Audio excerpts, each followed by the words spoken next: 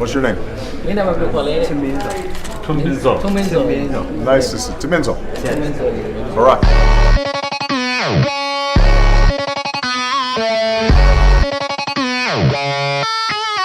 Yes, we can.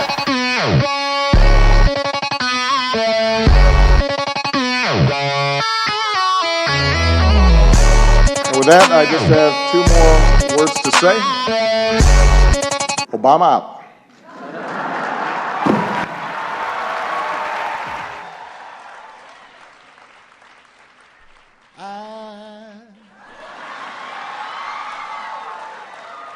So in love with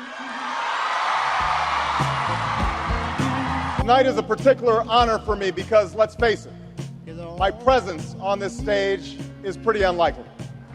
Change will not come if we wait for some other person or if we wait for some other time.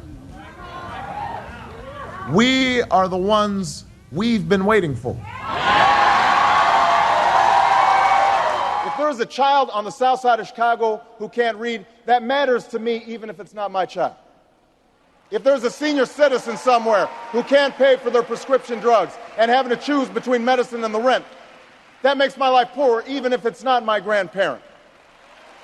If there's an Arab American family being rounded up without benefit of an attorney or due process, that threatens my civil liberties. But what my former pastor too often failed to understand is that embarking on a program of self-help also requires a belief that society can change. The profound mistake of Reverend Wright's sermons is not that he spoke about racism in our society.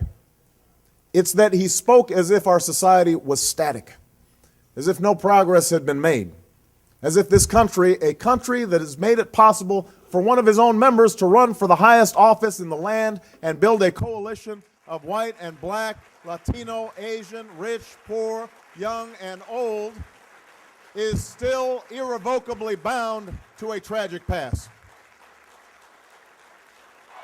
The pundits like to slice and dice our country into red states and blue states, red states for Republicans, blue states for Democrats. But I've got news for them too. We worship an awesome God in the blue states, and we don't like federal agents poking around in our libraries in the red states. We coach Little League in the blue states, and yes, we've got some gay friends in the red states. There are patriots who opposed the war in Iraq, and there are patriots who supported the war in Iraq. We are one people, all of us pledging allegiance to the Stars and Stripes, all of us defending the United States of America. I'm not talking about blind optimism here, the almost willful ignorance that thinks unemployment will go away if we just don't think about it, or healthcare crisis will solve itself if we just ignore it. That's not what I'm talking about. I'm talking about something more substantial. It's the hope of slaves sitting around a fire singing freedom songs, the hope of immigrants setting out for distant shores, the hope of a young naval lieutenant bravely patrolling the Mekong Delta, the hope of a mill worker's son who dares to defy the odds, the hope of a skinny kid with a funny name who believes that America has a place for him too.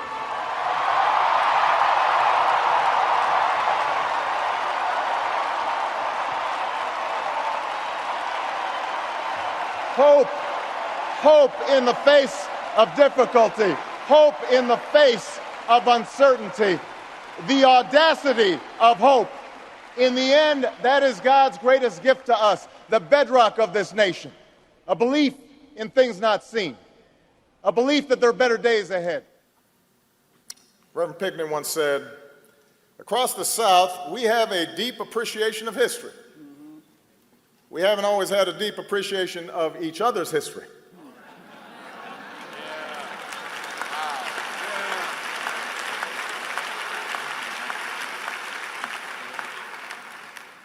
What is true in the South is true for America. Clem understood that justice grows out of recognition of ourselves in each other. That my liberty depends on you being free too. That history can't be a sword to justify injustice or a shield against progress,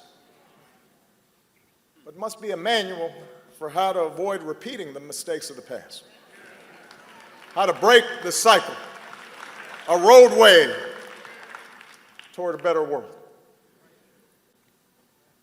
He knew that the path of grace involves an open mind, but more importantly, an open heart. That's what I felt this week, an open heart. That, more than any particular policy or analysis, is what's called upon right now, I think. What a friend of mine, the writer Marilyn Robinson, calls that reservoir of goodness beyond and of another kind, that we are able to do each other in the ordinary cause of things. That reservoir of goodness.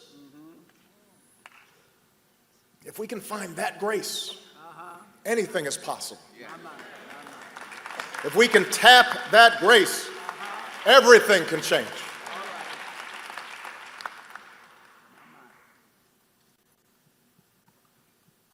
Amazing grace.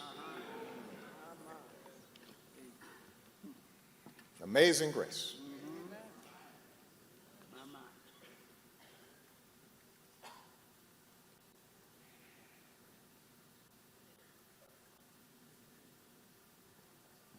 Amazing grace, how sweet the sound that saved a wretch like me. I once was lost,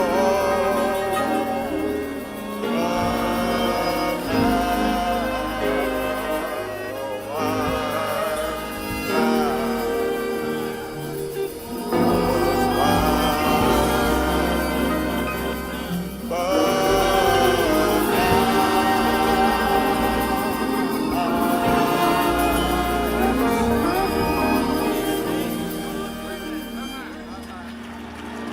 I love you back. You kind of screwed up my ending, but that's okay.